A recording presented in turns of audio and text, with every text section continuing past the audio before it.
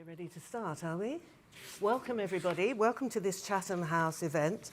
We're very lucky to be joined by our two ministers. We have Minister Yusuf Tuga, Foreign Minister of Nigeria. We have Minister Samuel Ablakwa, Minister of Foreign Affairs for Ghana. Oops, thank you very much. Sorry. That's right. Thank you very much. Oh, thank you.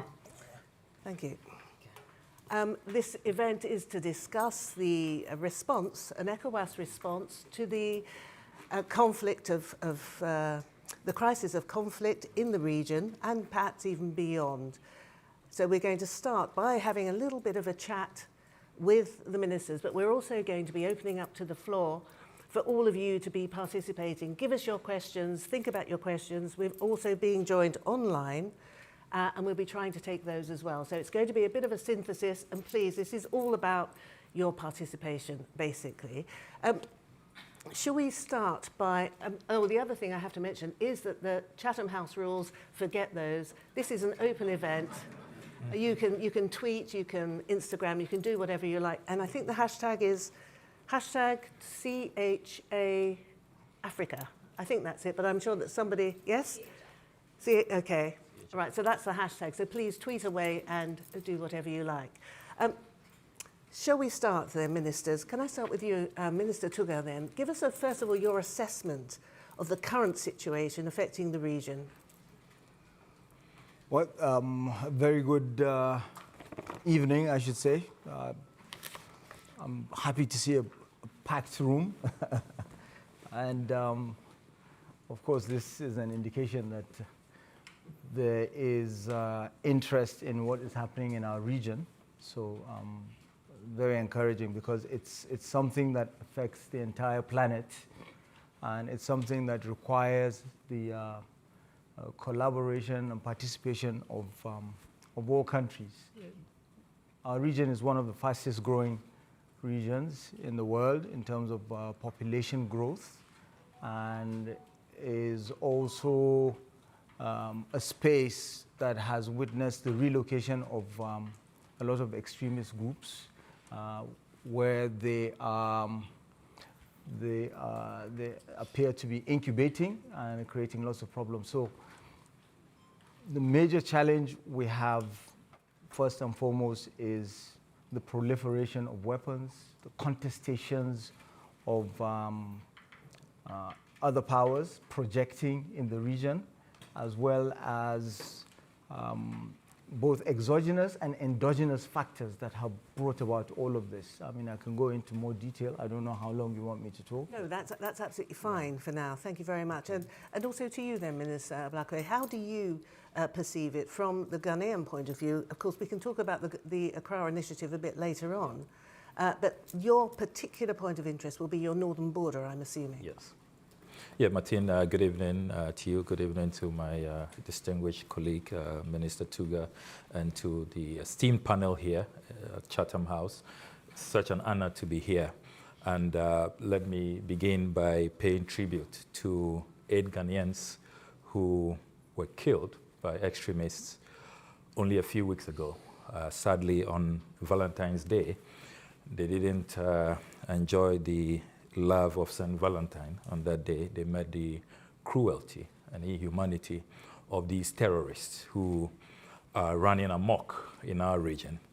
The experts say that we have a situation where every day there are at least 8 attacks and 44 lives are claimed by these attacks. Is this limited to this northern region? Just within the Sahel. Yes, just within the Sahel. And what the recent incident teaches us is that you really don't need to have the terrorists attack your country. They don't have to enter your jurisdiction for you to be affected. So it's a lesson to all of us that we really have to stem the tide, and we have to neutralize these extremists. We have a situation now where, because of the erosion in democracy, the return of coup d'etats, failed states, and ungoverned spaces within the region, there's so many territories that the dividends of democracy and the presence of the state are not being felt. And that's where these extremists, who, by the way, came down from the north, the post-Libya Gaddafi intervention down here. So it's become a haven, and that is the tragedy we face now. It's become the epicenter of global terror. Right, so we have a comprehensive overview then of the situation in the region. What are the kinds of security architecture that exist at the moment that would be relevant, that can be maybe updated, revised, boosted, that could be used to combat this? Does that exist, or does it require a new kind of security architecture? They exist. These are structures that allow for the right of hot pursuit, like the Multinational Joint Task Force. We're also in discussions with Ghana and others to convert the Accra initiative into a Multinational Joint Task Force type structure, because historically it's worked. We have very complex cross-border areas where lots of countries meet. If you take the case of Nigeria and the Lake Chad region, we share borders with 3 other countries, and these are countries that belong not just to ECOWAS, but also ECAS, and so it's quite complex. You have the difference between Anglophone and Francophone, so even the laws, you're looking at monist and dualist systems and so on, so it's quite complex. To the west of Nigeria, same thing. We share borders with Republic of Benin and Niger, and Mali is only about 300 kilometers away. So when you have the Multinational Joint Task Force, and then you have other regional bodies that allow for mechanisms, frameworks, that first and foremost allow you to frame the problem correctly, because that's very important. Frame it as a regional problem, not an internal problem in your country. And then that way you're able to prefer the right solutions. Okay, so we've mentioned the Accra initiative. Is it worth actually explaining what it is at the moment and how you hope to update it? Because there are some analysts who suggest that it's actually run out of steam, it's run out of momentum, and you actually need something new to deal with this problem. Yeah, I mean, that's a fair analysis, and that's why in January this year we convened a consultative forum with all our neighbors. It was a Western Africa agenda to create a new framework, because the Accra initiative did not only run out of steam, but it became bedeviled with extreme suspicion because of the role of France and other Western partners in the original conceptualization of the Accra initiative. And with the AES countries pivoting towards Russia, and I mean, it's also become some ideological battle for them, that they want to cut ties with France, and they do not want to have any cooperation with France. So it's really further muddied waters. And so we are now creating a new framework. We're calling it a coalition of the willing. And we have the support of the African Union. We have secured the blessing of the African Union to deploy 1,600 men for hot pursuit, troops on the ground. And we just convened a meeting of all special envoys to the Sahel across the globe. And the strategy now is to come together and with this coalition of the willing, pursue and neutralize these terrorists. I must say that so far, the AES countries are beginning to realize that they can't go alone. And perhaps some of the pledges made to them by their newfound friends, they have discovered that they probably are busy elsewhere, and they are not that of a priority to them. So they are beginning to warm up. For the first time, they are attending consultative meetings. They have receive the Americans now and are willing to have security cooperation with the Americans. So that gives us some hope that in addition to the new framework that we are putting together, the Accra Reset Initiative will help us to have a multi-sectorial approach. But if I can quickly support my colleague on the issue of framing, it's very important. In recent times, there has been the attempt to reduce what is happening to a religious warfare, and that it's Christians who are under attack. We need to watch that, because that can create its own challenges. We need everybody to be on board to tackle this threat. It is not a religious, this is just violent extremism, it's banditry, it's transnational crime, organized crime. And it has to be framed correctly so that we can get the support of everybody, the community leaders, headsmen, chiefs, and then the parastatals to come on board to deal with this. Well, what's really interesting, of course, is your description of the response coming from the AES, from Mali, Burkina Faso, and Niger, in that they're responding positively to the outreach that you're making, you as ECOWAS countries are making. Without their cooperation, isn't it dead in the water? Your initiative, your reset of the Accra initiative? Absolutely, and that is why we ensured that we met with them. And President Mahama of Ghana must be commended. He took a very pragmatic approach to build rapport more. Before he came into office, we had a stalemate, very little communication, no communication really, and there was bad blood between ECOWAS and AES. He thought that he should reset the relations, position Ghana as a bridge, and begin to build some confidence. He invited them to his investiture. They all responded. He returned the favor, paid official visits, and we've had engagements. I just returned from Burkina Faso 3 weeks ago, and we've had a successful PJCC. We have revived 6 years of no communication at all. So I think that the Mahama approach, that pragmatic approach more, is helping. And I agree with you that without their cooperation, this will not work. And are these positive responses coming from the Sahelian three, are they on a bilateral basis, or are they towards the regional bloc of ECOWAS? I mean, Minister Tuga, I mean, how is Nigeria interacting with the AES?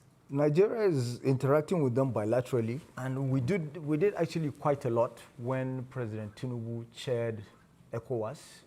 And I think we made a lot of progress. You have to bear in mind that what binds us together is not just the security. It's not the security issues. We have West Africa Health Organization that was in Burkina Faso. We've got so many legal and regulatory frameworks that have brought us under the same sort of frameworks and all that. So we also have bilateral mechanisms. We have a Nigeria-Niger Joint Commission. Yeah. It's still working, it's still operating. We have an ambassador in Niamey. Nigeria is actually constructing a railroad to Maradi. It's called the Kano-Maradi Railroad. And these relationships continue, and when in times of need, they turn to Nigeria, and we collaborate on that. I was in Burkina Faso. I met with the president of Burkina Faso. We negotiated the release of an aircraft that was detained there, and so many things. So it's not that we don't engage or we don't interact with each other, but when it comes to certain collaborative measures or efforts towards tackling insecurity, we feel that we're not doing enough. We can do much more. And that's why we also have to be careful with the approach. If we're approaching with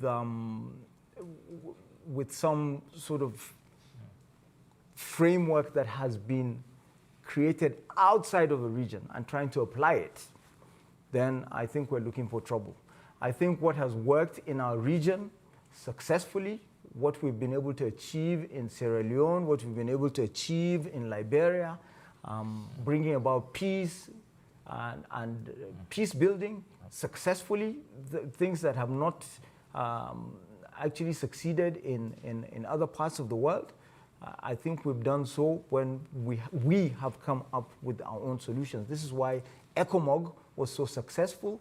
It was led by forces from the region with the support of the United Nations, with the support of course, other major powers. So that should be the formula, not some sort of democratic peace thesis approach, where you're bringing something from outside and trying to either change those countries or trying to do some social engineering. When you try to do that, then you end up with unconstitutional changes of government, just like we had, and then at the end of the day, you end up not solving the problem. Or if you frame the problem incorrectly, when, for instance, you have clashes between farmers and herders in Ghana, and the report is there are clashes between farmers and herders that are Ghanaian. The moment they cross the border, it becomes Fulani militia in Nigeria are attacking farmers. Yeah. We have to stop this if we're dead serious about solving this problem. So self-reliance is the buzz phrase here, isn't it? Are you going to be able to fund it as well? Because we're talking of estimates of up to perhaps $2 billion per year to fund this additional force of up to 5,000 troops, 2,000 in the initial instance that you're talking about rapid deployment. So $2 billion, who's going to pay for that? I would imagine we're looking towards Nigeria, are we? No. We're already funding. We just need to do more, and we can't do it on our own. And as I said, we are at the coal face because this problem of insecurity affects the entire planet. It's not just Africa. It's not just. It's not even just Europe, our neighbors to the north. It's the entire world needs to pay attention to what is going on here.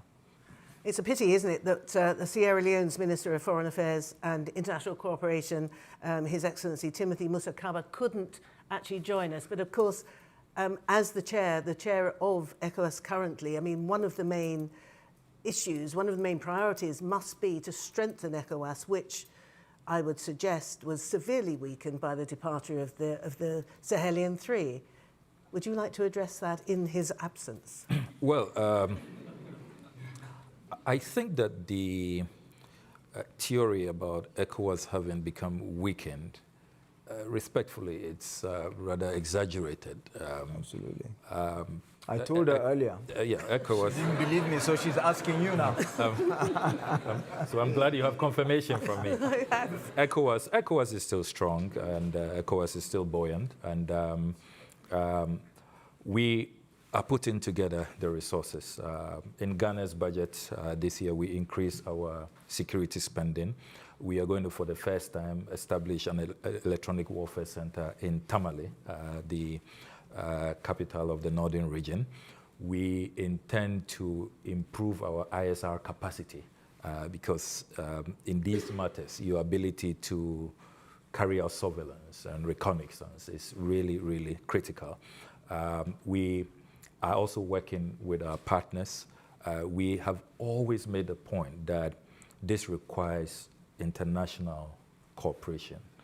The international community should not leave this. It's not an African problem because terrorism taking roots is a threat to the entire global community. And we need to also remember that the challenge we face today are direct consequences of certain actions by the international community, from Afghanistan to Syria to Libya, not having a post-Gaddafi plan, how we deal with the regime change agenda in Libya. And we've had to bear the brunt. So there's a need for that international commitment. And what is going on now in the Middle East is going to further aggravate the situation as you chase out the terrorists and dismantle those cells which you don't want close to you.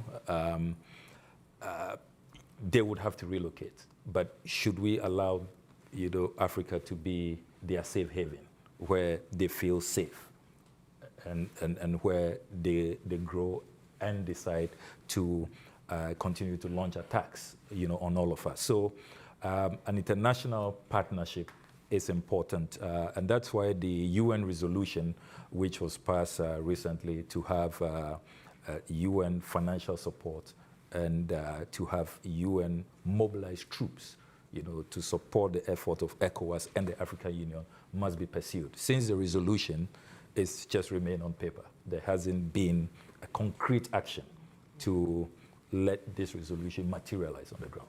It's a good opportunity now, I think, to open the floor. If any of you have got some questions, I can see there's quite a few.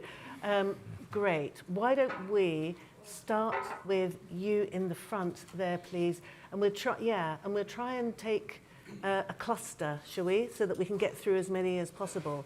So there are two men in the third row and second, and all right, there are three people there. If we can have your three questions, if you could give us your designation, please, the organisation you represent. If you could keep your questions really short and snappy, I'd be very appreciative. I'll do my best. Thank you. All right. Hi, I am Ikem Ngadi. I'm a PhD student at King's College London. Welcome, ministers. You mentioned the fact that the Accra initiative had stalled a little bit because of the suspicion of foreign entities like France. And then later, Minister Tuga also mentioned the importance of local solutions to our security problems. And I wanted to, thread that line together and ask, to what extent do you sympathize with, the Sahelian Three and their suspicion of foreign involvement or their decisions to align with other powers? And to what extent can you see that as an opportunity for resolution? And would that resolution, take a rhetorical form, or will it be just deeply practical? Thank you. Very good. Two more questions then from this little area. Then we'll go to another side of the room. Thank you very much. I am Dr. Isia Koshito Al-Mustafa, a senior lecturer at the Clotina Business School, University of West London, and a consultant on port management. Excellency Tuga, welcome to London again. My question is to you, Minister of Foreign Affairs. You've explained critical strategy Nigeria is doing alongside its partners. How can you explain the key strategy Nigeria strategic partners to confront transnational violent extremism and preventing foreign fighters from establishing a foothold in Nigerian borders? Your Excellency, empirically, a soldier in the field shared with me that you see them coming on with helicopters, arriving helicopters with food and equipment, but we do nothing. They have no power. And Nigeria, to be honest with you, historically, they has been struggling to contain terrorism. That's the honest truth. Okay, I think we've got that point. That's a very good point. Thank you so much. Could we move on to the lady behind you? And if you could be as brief as possible, please. Are you keeping up with yes. These are multi-layered questions. Yeah. Thank you, both ministers. My name is Chinwe Kalu Umar. I'm here in my capacity as a director for the International Organisation for Peace Building and Social Justice, also known as PSJ UK. I have a question regarding the framework points that you both made, so I'm addressing the question at both of you. If we do not frame what is the insecurity in West Africa in some areas as religious or identify the ideology, how do we accurately solve the problem? I've spoken to many victims of violence and people who have lost all their family members, and they have made their accounts clear that there is a religious ideology attached to the violence. Are the victims misrepresenting the truth? And can many things not be true at the same time? The security issues are very complex. There is historically been herders-farmer clashes, but there has also been a religiously motivated violence within the regions, particularly Nigeria, to our foreign minister there, attacking both Christians and Muslims that do not agree with certain ideologies. So it's okay, I believe, to have a cocktail of issues. We must attack them all, otherwise we end up developing short-term solutions. Okay, the question, if we could Yes, just leave sorry. it with the question. I had to take You're my coming up with opportunity, a but my solution as question well. is, are Let's- the victims misrepresenting the truth? Okay, is that that's what a you great believe? question. Thank you. So, shall we start unpacking some of this? Minister Tuga, you're going to go first? Okay, I think I'll start with Chinwe's question about, you see, I'm not saying that the violence is not religious altogether. There is, some of it is motivated by religion, but it does not necessarily mean that there's a Christian genocide going on in Nigeria. No. That is false. It's incorrect. So that's why we have to be careful. And it is not confined to Nigeria. It's a regional problem. So that's why with framing, we have to be careful. We have banditry going on. We've got sometimes ethnic violence going on. Sometimes it's just it's criminals going after communities, attacking people, and so forth. But if you reduce it to the issue of religion based on, and we've seen how effective some of these screwdriver salespeople, salesmen are in terms of being able to churn out figures that are picked up and then they become public convention. So we have to be careful if we want to address the issue decisively. So that's for that. In terms of the strategy, what we're doing, this is Dr. Isiaku. I feel that we have in the past had challenges because of certain measures that were taken. The Lihi law, for instance, the effect of it. So it doesn't matter how good your strategy, if you don't have access to weaponry, to the equipment, then you can't be effective. So now we're beginning to see a change in an attitudinal change. And that is why we're beginning to see results. But importantly, this right of pursuit needs to be reestablished, because we need countries like Niger to participate.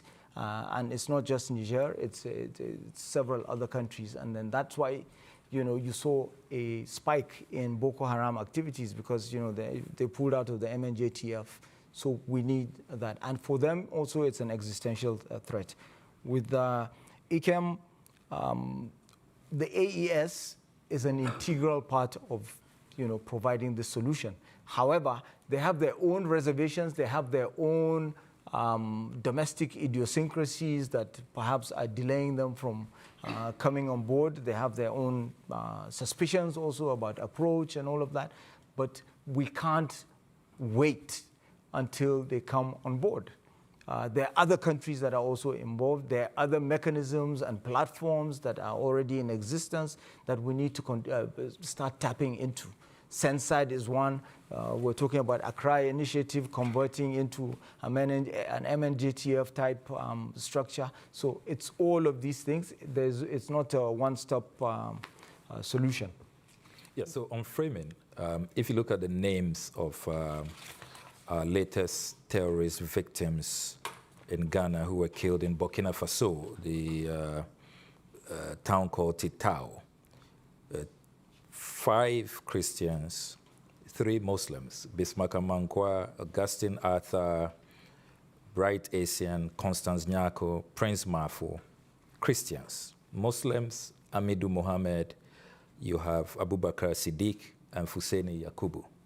These terrorists didn't ask them which religion they subscribe to.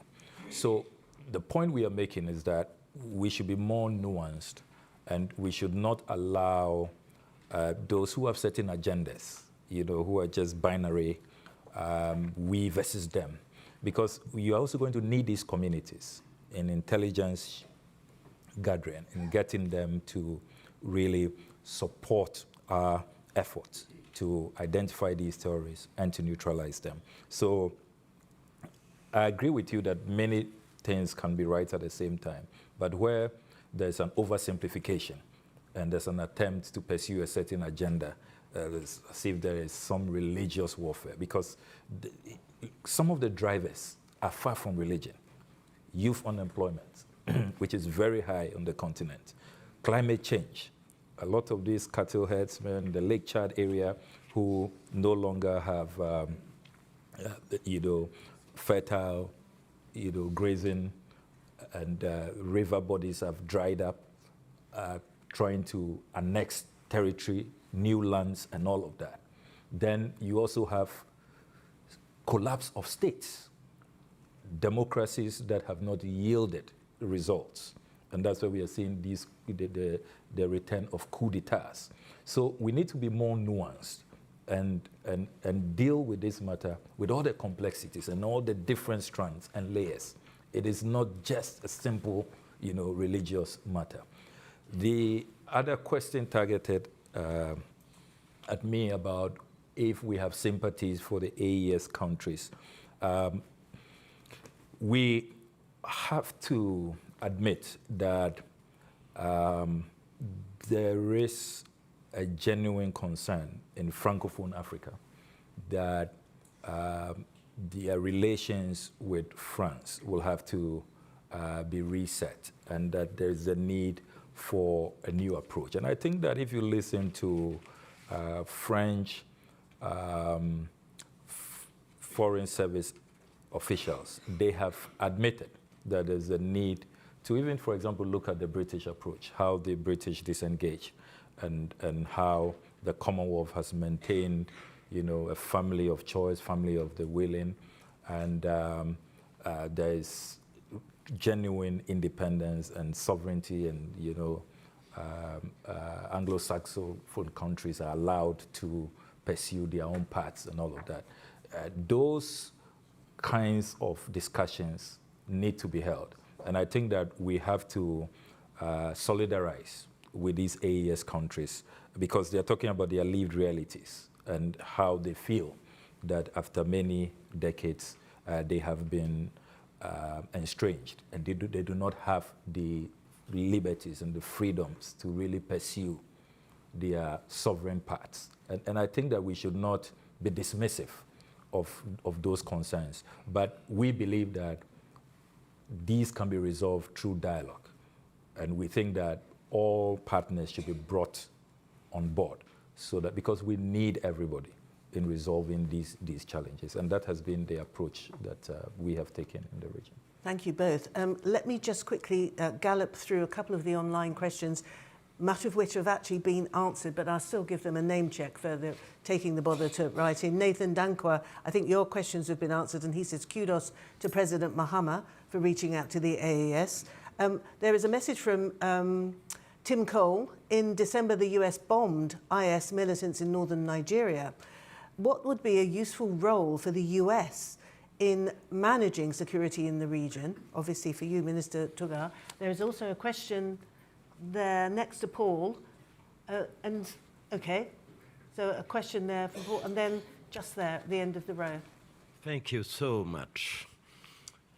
Just if you can allow me, because I have some observation before my question. My name is short. Yeah, I will be not long. My name is Mr. Elaji Amadou Nyang. I'm former senior staff of the OAU, former senior staff of the United Nations, former ambassador of Senegal in many strategical countries. Your Excellency, thank you very much to be in front of us. Today, I strongly believe that West Africa stands at a crossroad where the light of hope meets the shadow of violence extreme. For years, our people have endured the fury of the armed group. They cross our border like ghosts, exploiting our weakness, our absence, but their strengths do not lead solely in weapon the field. It lies in the vacuum we leave behind, the vacuum of states, where it should be guardian of security. Monsieur, can I interrupt? Because Yeah. this is very poetic. I love it. However, if you could encapsulate the question. So, Sorry. my question, I'm deeply sorry because perhaps he's due to the fact we love made a theory to explain his late Kofi Annan with. Your question, please, Monsieur. Yeah. The question, at the time when West Africa is going through trials that test the security of our nation, the confidence of our people, and the strength of our institution, have we, Your Excellency, not reached a moment of trust where history call upon us to rethink with courage, vision, and collectively trajectory? Thank you. Thank you. I finish. Is this not the moment to imagine for Africa a new horizon of development and perhaps to engage a broad reflection on the future and the evolution of ECOWAS so that it may become moreover the architect of the security, the driving force. I'm afraid, of our Monsieur, you've lost the audience. I'm sorry. Yeah. Thank you. Would you mind at the end there? And please, yeah, we just need questions. Ambassador Metema, don't you think it's a question of capacity and capability? Because Boko Haram FOB is not Sambisa Forest. Sorry? Boko Haram FOB is not Sambisa Forest. Boko Haram is not in Sambisa Listen, Forest. it's not, the FOB is not Sambisa Forest. Okay. FOB. Okay. Yeah, It is Mandara Mountain and then Lake Chad. But because of corruption in the Nigerian system, Nigeria may lack the capacity to dominate those places. Don't you think so? Thank you. Thank you very much. So therefore, we've got 3 questions, both of them, 2 of them at least, directed to you, Minister Tuga. You're really earning your keep today, aren't you? Tim Cole asked what role would the US, could the US take in managing security in the region? And then we have the extensive question over there about trust and corruption coming as our last question. So perhaps, Mr. Tuga, if you could start us off, and then Minister Blackwell, if you'd like to chip in as well, help out your colleague. Sure. Thank you very much for the questions. So what role the U.S. should play? I would say an indirect role, a supportive role, as opposed to taking a more direct approach that would see perhaps boots on the ground and engagement, because it's a very complex region. And what we need is support. Nigeria and other forces in the region have shown that with the right support, with the right equipment, we're capable of restoring peace in our region. We've done it in the past. I mentioned Sierra Leone, I mentioned Liberia, and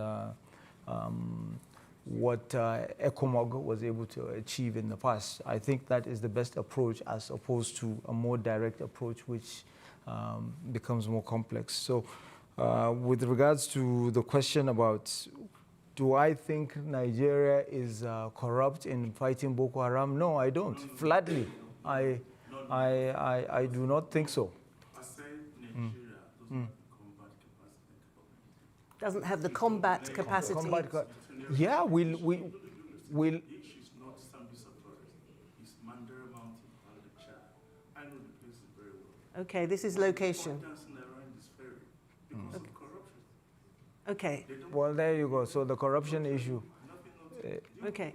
Yeah, I'm actually from northeast Nigeria, so I also know the place Can I answer? Sorry. I actually know the terrain also quite well, so it's difficult to just isolate the problem and just say it's the Mandara Mountains, which is between Nigeria and Cameroon. On our side is Taraba State, and you would be looking at the old Adamawa Emirates. I think it goes beyond that, because you will find that it's a problem also in terms of even the insurgency. The ground zero was not in the Mandara Mountains, okay? It was further to the north. It was Boko Haram had a high content of people from Borno State, okay? And the conflict also it took hold in the Lake Chad region, where you have, it's a very complex area. You have a lake there, you have lots of islands, you know, so it's a region between Nigeria, Niger, and Cameroon, and Chad.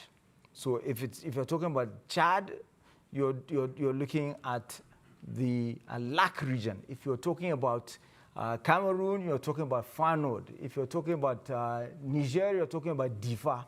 If you're talking about Nigeria, you're talking about Borno, then it cascaded down all the way to southern Borno, Biu, then you can go down to the Mandara Mountains. So it requires, that is why we set up the Multinational Joint Task Force to collectively address the issue. And it's not the problem of one country. And we tried that framing initially, because President Jonathan looked at it as a Nigerian problem initially, which is why he declared a state of emergency in 18 local governments. It didn't work. Then he declared a state of emergency in the Bay states and a few other states, including Plateau State. When I say Bay, I'm talking about Borno, Adamawa, Yobe. It didn't work. Then there was a change of approach. With France, you have to give credit to President Hollande at the time, because he invited the president of Nigeria, of Niger, of Chad, of Cameroon, and Benin. And that is when we started working together on this issue of the Multinational Joint Task Force and the right of pursuit and all of that. And if you read the history, you will see that it was effective in tackling the menace of Rabi bin Fadlallah, Rabi bin Zubair. It was effective in tackling Bukar Ahmadidi in the 1930s. This is the way it's done. So it's not the issue of corruption. We had the Lihi law, we had Libya. We didn't create Libya. It wasn't Nigeria that led to the Libyan civil war and so forth. Lastly, I would respond on the issue of, what else? No, let me just keep quiet for now. I think it was an issue of trust, which I suppose we could talk about forever, couldn't we? But I have a question here from Ruth McLean to Minister Ablakwa. And she is saying that she noticed that the American surveillance drones were flown from Ghana to Nigeria in the lead up to the Christmas Day bombings. And she's saying, can you describe the security relationship between Ghana and the US? Is it changing, she asks? Well, everybody knows that Ghana has a defense cooperation agreement with the US, approved by our parliament, and not only with the US, but with many other strategic partners, including the UK, a number of Gulf states. We do these things in our strategic national interest, and we are also careful to draw the lines. And so there's a red line. We do not accept military bases in our country. And I'm sure that what is happening in the Middle East now vindicates Ghana's position. We have historically prevented Western powers from establishing military bases in our country. And I believe that those who initially were not sure why Ghana was very stern about this position now appreciate that. Having said that, we also take the view that any cooperation, any intervention must be on a case-by-case basis, and there has to be express approval. So the recent attacks in Nigeria, the Nigerians will confirm to you that they invited the Americans, and they also reached out to Ghana to collaborate. The Nigerians? Yes, both the Nigerians and the Americans. So that's how we are playing this out. Sovereignty has to be respected. Territorial integrity has to be respected. You must be invited.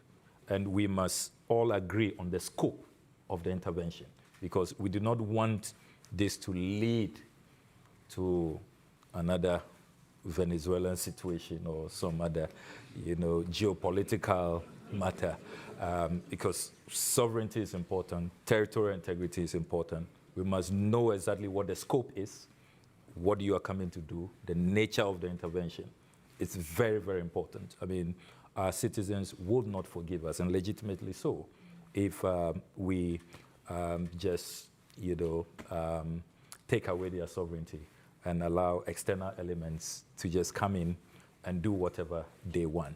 I also have to make the point about trust, good governance. It's critical.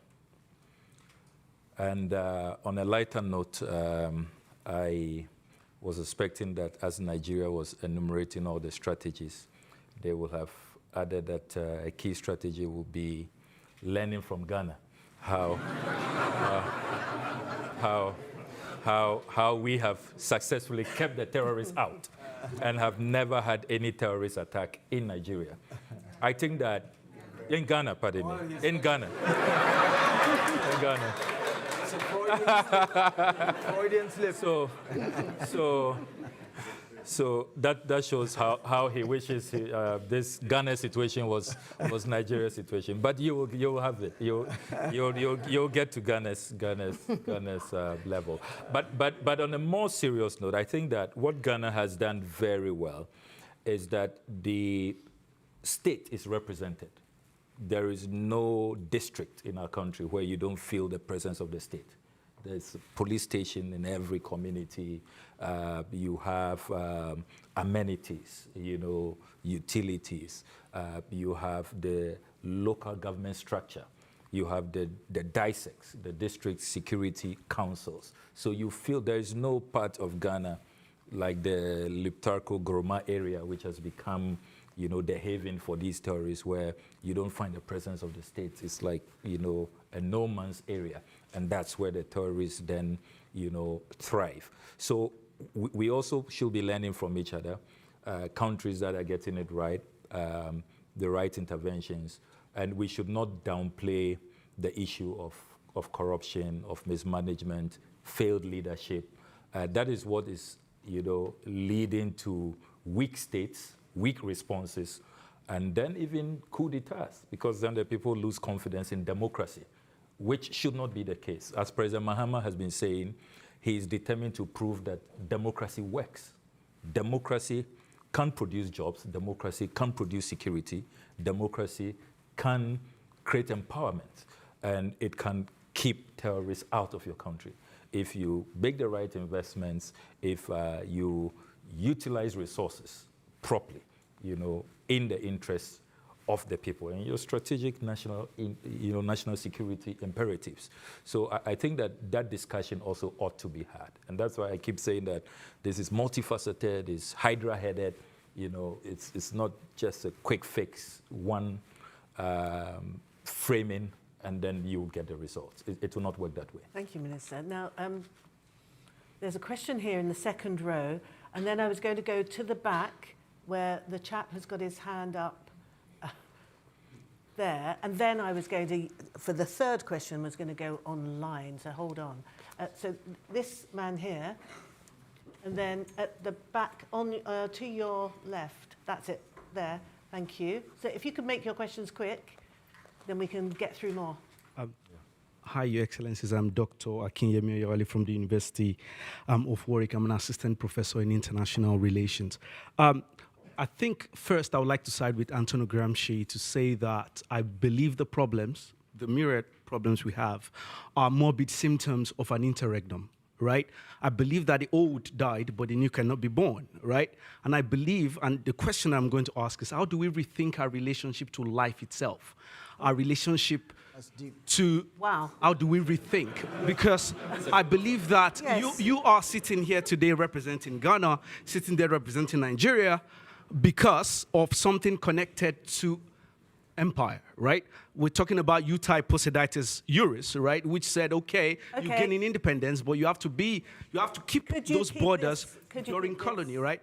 So I'm just asking, The question is what? is how do we rethink our relationship to With life life. itself? Because Okay. that's how we can think about the individual and the collective, and that can help us to see things Okay. differently. Thank For you. example, our relationship to No, modernity, which we is don't- central. No, we don't need succeeding in the examples. world we Sorry, are. excuse me. We don't need examples. Thank you. So our relationship with life, Gramsci. Maybe that's a conversation for later. Maybe. But there's a question at the back there. Would you mind? Please, philosophy. less philosophy. Less philosophy. I tell Thank you. you. Thank you, Madam Chair. Thank you, Your Excellencies. I will go straight to my questions, but I have a multiple of questions. to Minister Tuga, I mean, most of the discussions today focus on the military approach to this crisis. But there is a reason why we have these groups operating in border regions across Africa, from the Sahel to the Lake Chad region to Uganda to Congo to Mozambique, is because the social contract is weakest in the border regions. What are you doing at a regional level to tackle some of these institutional weaknesses and the socio-economic issues leading young people to violence? To Minister Abiokwe, one of the issues I observed working in Muslim minority countries where this issue is emerging, in like Congo, Uganda, Benin, there is this tendency to generally profile the Muslim minority and to clamp down on mosques and all those. Are you aware of this tendency in Ghana, and what are you doing to carry the Muslim community along rather than alienate them and push them to the violent groups? And finally, we know that all of the groups operating in Africa, all of them without exception, are inspired by the Sunni tradition or Sunni misinterpretation of Islam. And we know that if Iran falls, if the regime in Iran falls, then there will be groups interpreting or misinterpreting Shia Islam, emerging to also start fighting for a caliphate, because right now they see Iran as their caliphate and the Ayatollah as their caliph. And if he falls, they would rise up to also demand for a caliphate and they would fight. And we know that there is a significant Shia population in Ghana. There is a significant Shia population in Nigeria. Are you aware of this tendency, and what are you doing to stem this tide if it came? Thank you very much. So we have two very good questions. Can I just add a third? And Abdullahi Adam says, terrorism financing remains a formidable driver of insecurity in West Africa and the Sahel. What is ECOWAS doing to ensure effective CFT in the region, particularly at the informal sector level? So we're talking now much more about the drivers of insecurity, aren't we, rather than the security responses. Who wants to go first? I'll go first. Okay. I think Dr. Bulama Bukrati belongs here with us answering some of these questions because he's an authority on the subject, as you can well see. But one of the things that we've been pushing within ECOWAS is to convert the ECOWAS cross-border initiative into something much more than just delimitation of borders and delineation, because like he rightly said, these conflicts fester in cross-border areas. And there's a reason why that happens, because as you move away from the center to the border, sovereignty itself weakens. So when you have an overlap, and given the history of delineation of borders in Africa, you can well imagine how the borders tend to be a place where criminality as a whole, so what we need to do in terms of solutions, apart from the ECOWAS cross-border initiatives, is for other countries in the region to do what Nigeria has done, which is to create the Border Communities Development Agency, but ours also needs to be applied for the very purpose that it was created for, because we're not using it for that. And we need to do that. And then we also need to learn from the European Union. The European Union has Interreg, and they use it for development planning, for infrastructure. That's why when you're driving across borders in Europe, they're seamless. You don't even know that you've driven across a border, because there's collaborative development. So when we do that, and then going back to what Minister Ablakwa alluded to, which is, having functional local government administration. But, I will differ with him when he says everything is hunky-dory in Ghana. No, it's the entire, we have a problem in the entire region with local government administration, be it in communes or districts, whether it's Francophone or Anglophone. They're not strong enough. They're not strong enough. The central governments tend to be strong enough, but and the regional governments. But when you cascade down to local governments, and it's not even just having a police station. We have police stations in the 774 local governments in Nigeria, administering 230 million people, I might add. Rather poorly. Touché.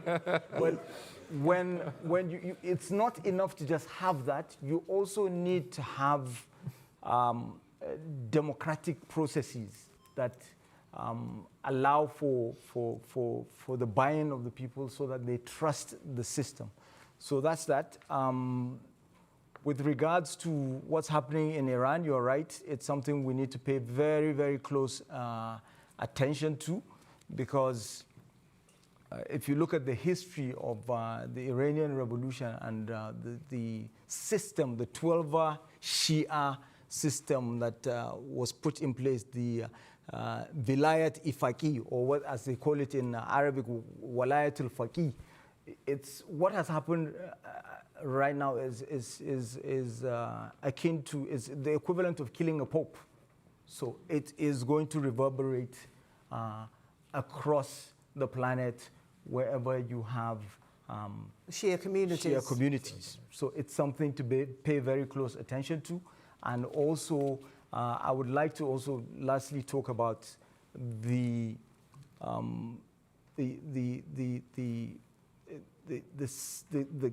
pedagogical system that existed before colonialism, that has been left out of the formal system of education that we have, which is mostly the Western system, because there are a lot of people with knowledge but no certificates, so they're not employable. We need to draw them in if we want to tackle this problem seriously. What ECOWAS is doing about the financing of terrorism, to counter it, to fight it, we have GIABA, and GIABA did not kick out the AES states, even though when they left ECOWAS, if you're going to be a strict constitutionist, then they leave the GIABA system. But that would mean that immediately they get blacklisted, and they won't be able to, Financial Action Task Force, just cancels them. But we kept them in, and because we know how important it is in tackling the financing of terrorism and illicit financing as a whole. And Minister Blakwa, I mean, how big is the Shia community in Ghana? Well, quite sizable. But again, you need to study the Ghanaian example, which is so remarkable. You have a national chief imam, who unites everybody. And so we downplay the sects, we downplay the sectarianism. And the national chief imam, is revered as the leader of the Muslim community, who is always given a pride of place in national affairs. There is no national event that he is not invited. So there is inclusivity. And Doc, you wanted to find out how Ghanaians are not excluding the Muslim community. Even though everybody knows that it's a majority Christian nation, you don't get any sense that there is any minority group. They are very well represented. A few days ago, we had the 6th March Independence Day celebrations at the seat of government. There was a traditional prayer, a Muslim prayer, before the Christian prayer. And so I think that this conscious statecraft, an architecture that allows for all religions, all sects, everybody to feel a part of the national construction helps. And so in Ghana, we don't really have these tensions, and we don't anticipate that what has happened in Iran, is going to create fault lines. Rather, I see that the inclusivity agenda is going to even grow stronger, and we are going to be more united. We are seeing a lot of intermarriages. There's a recent Supreme Court decision that all religions should be allowed in our secondary schools to pray and to mingle and not to feel excluded, whatsoever. So in Ghana, again, you have the gold standard, at the risk of sounding arrogant, but that is the fact. And for those of you who may not have heard, but when our national chief imam attained 100 years, he went to the Catholic Church to celebrate it. It was, a lot of friends called me from other countries that, is this really happening or is this fake news? I said, no, it's happening. He's in church, he's at the Catholic Church worshiping, and you had the Christians also going to pay homage and extend their pleasantries to him. So we have that inclusivity, and again, a model that others can look up to. On the issue of we have the same in Lagos terrorism. State. We have the same in Lagos State. It's 20 million population. Oh, okay. Sorry.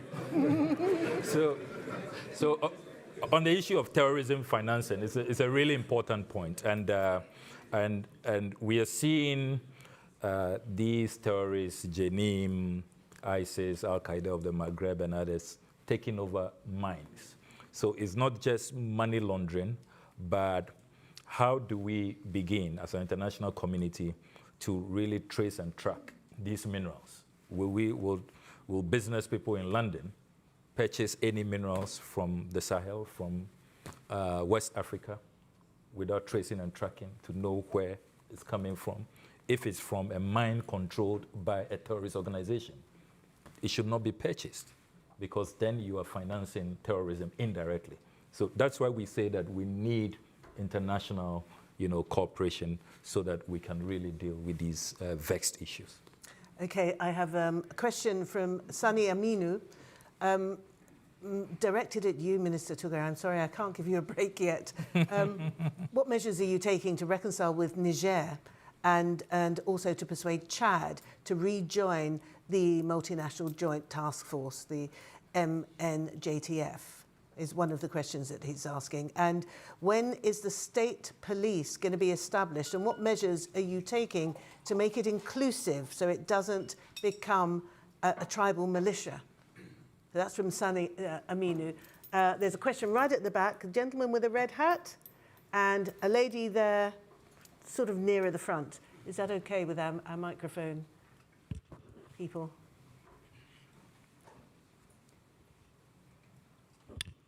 Thank you. I'll be very quick. My name is Shemi. I'm a lawyer specializing in international law, based in London and New York. Given that we all understand the complexity and the nuance of the situation, but it's been happening for a very long time, isn't it time to deal with the issue at an African Union level, such as in Somalia, with the support and the legality of the UN Security Council and the technical and military assistance of, say, NATO and the US? Thank you. Thank you. Lady, just a few rows towards the front. That's it. Thank you. Lois Mensah Afwakwa from the Ministry of Defence. Two very short questions. One, what role, if at all, do you think the diaspora plays to help tackle the insecurity? And secondly, what's your honest view? I missed that. Diaspora, the role The of diaspora. Okay. Yeah, what role do they play? And what's your honest view of Russian partnership in the region? Has it all been bad? Okay. Okay. Should we start with the Russian influence? Has it all been bad? And then work our way back? Is that a good idea? Okay. Yeah. Well, let me start because I just returned from Ukraine. Ah. And the Russian influence, it's more of a recent influence. Historically, the Russians, unlike the European neighbors, did not take a keen interest in Africa. So when the British, the Portuguese, the Danes, the Dutch, and others took a foray into Africa, the Russians were not interested. So it's more of a recent influence. The role of Wagner is clear to us that that role is diminished. Africa Core now, I think. It's now Africa Core since the death of Prigozhin. The jury is out there as to exactly what the intentions of Putin is. It's really not clear. Some say it's regime protection. Some say they may also be interested in critical minerals. Some say that they want to fund the ideological tensions that are emerging and perhaps also support a proxy narrative from what is happening currently in Ukraine. But it remains to be seen exactly what their modus operandi and what their long-term objectives will be. But I don't think that their influence is really great at this point. They are not sending troops. A lot of the initial claims that were made have not been met. It looks like there has been a rethinking of how far Russia wants to go, in Africa, and we are still watching that space. On the role of the diaspora, a very important question. Our compatriots living outside the continent have a significant role to play, not just in terms of the intellectual support they can offer, remittances, but also with remittances targeted at the right causes, because there's been some research which shows that some of these hardliners who are also receiving support from outside, and if investments can also be targeted at, for example, social services, schools, hospitals, and helping the state to really build strong institutions, that will be helpful. Then the question about the role of the African Union. If I am allowed to go back to my mentor in politics, the Osagifo, Dr. Kwame Nkrumah. If you reflect deeply about the state of our continent, you say Kwame Nkrumah has been vindicated. I mean, he talked about these artificial borders from the Berlin Conference chaired by Otto von Bismarck, and how they will not be sustainable, and they will be the drivers, of conflict, of strife, and all of that. So the original vision of a real united Africa, where services are integrated, where these borders, don't matter, and where the people are fully integrated, where we have a common standby force, a common currency, a common central bank. In Kwame Nkrumah's OAU, speech in 1963, he well outlined his vision for the continent. We have to go back to that blueprint. Really, we have to go back because, we are a continent of about 1.3 billion people. We don't trade amongst ourselves. Intra-Africa trade is less than 18%. Traveling even from one country to the other is a nightmare. We have had to go to ITLOS again for the second time with a neighbor. The last time was with Cote d'Ivoire, this time with Togo, over maritime disputes. Yes, we also have the border organizations, the National Boundary Commission, but that's not the solution. These are institutions that are just perpetrating the artificial borders, which were so haphazardly drawn and are really at the heart of the tensions and the conflicts that we face. There are families in my region, the Volta region, where the kitchen is in Ghana, their family farm is in Togo. Yes. That's the reality, so haphazardly done. And until we go back to the Kwame Nkrumah vision for the continent, and we really dismantle these borders and unite and build common African institutions. You've reminded me of... We are really not going to make any progress. You reminded me of something Olusegun Obasanjo once said to me. He said that a woman in Nigeria will be making her soup, but she'll send her daughter to Niger to buy salt. Yeah. So it's the same for you, isn't it, Minister Tuga? Yeah. So with Russia, we've always maintained good relations with Russia. We also have collaboration in defense. And Nigeria's approach, as I keep saying, is that of strategic autonomy. So we deal with all comers. It's not that we are averse to having support from Russia when it comes to defense, when it comes to security issues. What we stand against is for Africa to be used as a playground for mercenaries, for non-state actors, for all sorts of special forces and what have you, for contestations of others. So this is where we draw the line. But definitely we will continue to work closely with Russia as well as other major powers. With regards to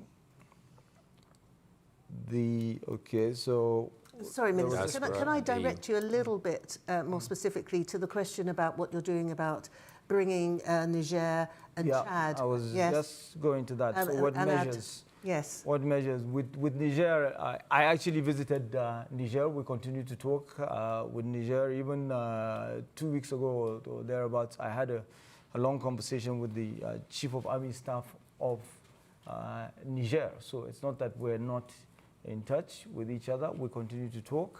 And I said we have the Nigerian-Niger Joint Commission. We the micro-diplomacy through the Nigerian-Niger Joint Commission continues. And we continue to engage at different levels. Our militaries are engaging, the diplomats are engaging, security agencies and so forth. Chad, my colleague, the Minister of State, returned today from Chad. She was there for a meeting of the Lake Chad Basin Commission. And we have a new ambassador that is going there. So all of these things you see are going. It's not static. The impression that,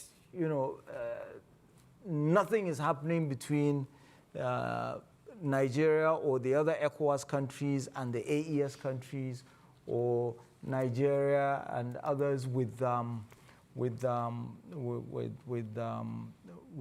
Chad is incorrect. We're talking about a state visit by the president of Chad to Nigeria. State police, I don't know much about what is going on there, but our system is that of a deliberative democracy. So, of course, this is something that would be keenly debated, not just at the bicameral federal legislature, but also the state legislatures, the 36 of them, and you know, it's all about the art of principled compromise. So I'm sure we will reach some sort of compromise. We're such a huge country, very diverse, and somehow we managed to reach some sort of compromise, some sort of consensus. And this is something I think that it's important to understand about Nigeria. It's not just about Boko Haram. No, there's so much else going on. You know, we have a federal system that, as I said, at the federal level, at the state level, we're doing very well. But when it comes down to governance at the local level, this is where we need to do more work. And this is where we also need to change the ontology of nomadism or pastoralism itself, because it's all across the region. So when you continue to look at nomads or pastoralists as backward, or you know, some outdated or archaic way of life, big problem. We need to understand it much better, the same way that the Scandinavians have understood their own pastoralists, the same way that the Indians have understood theirs, the same way that Europeans have understood theirs a bit better. So with regards to the AU, what we're doing, AU is already providing funding, but we want to increase that. We want to step that up. This is something we're pushing. But the AU also, you see, works through the regional economic communities. So that's why you have this principle of complementarity and subsidiarity. So it cascades through those 5 regional economic communities. The issue of boundary commission, we have one too, but that's separate from it's separate. You see, we're talking about 2 different things here. You've got the boundary commission for delimitation of borders and all of that. Then you have a border communities development agency that is meant to be dedicated to the development of border communities. And if each country has that and dedicates it to infrastructure development, to providing you know, social services and all of that, and also overlapping across borders, then we will get somewhere. In terms of African unity, we're already doing it. It's the African Continental Free Trade Area. We're putting the economy forward, business first. Let us improve trade with each other. If you go, you know, after Kwame Nkrumah came Adebayo Adedeji, Economic Commission of Africa. Adebayo Adedeji dwelled on this subject of integrating African markets. At the time, he wasn't listened to. The Berg report was pushed, and we ended up with the structural adjustment programs that said, no, African countries, forget about integration, forget about import substitution, confine yourselves to producing raw materials and agricultural commodities, specialize in that. Don't bother trying to produce finished products. But what happened there? We ended up with unfavorable terms of trade. And you continue to produce more cashew nuts to exchange for one tractor. And it just doesn't add up, because the more you have communities moving or societies moving from lower income to middle income, then the demand is going to be for finished products, and that's where we need to be, and that's where we're getting to through the AFCFTA. Thank you very much. I think that our honourable ministers have really answered whether West Africa can strengthen its collective security against violent extremism. So a very big round of applause for Minister Tuga, Minister of Accra.